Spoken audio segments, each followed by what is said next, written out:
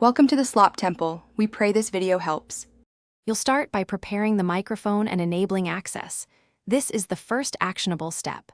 Plug in or use the built-in mic, then open Settings and go straight to Privacy, then Microphone. Make sure the toggle is on and grant access to the voice assistant app you plan to use. Once done, run a quick sound test to confirm input levels aren't clipping. This step matters because a muted or blocked mic prevents any command recognition, so fix permissions now before moving on. Now configure the voice assistant itself so it hears and acts accurately. Open the Assistant app and follow Quick Setup or enter Preferences. Choose your preferred wake word and language, and adjust microphone sensitivity so it picks up your voice without background noise.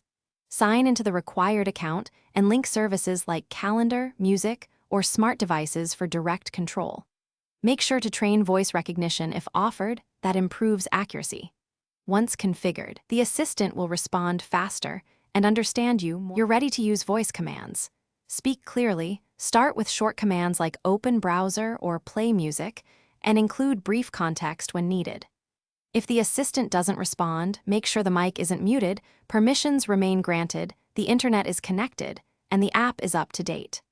As a final measure, reboot your laptop or retrain the voice model to improve recognition. One key troubleshooting tip: check background noise and mic placement first. That fixes most issues quickly. Thanks for watching. Consider subscribing if we helped you.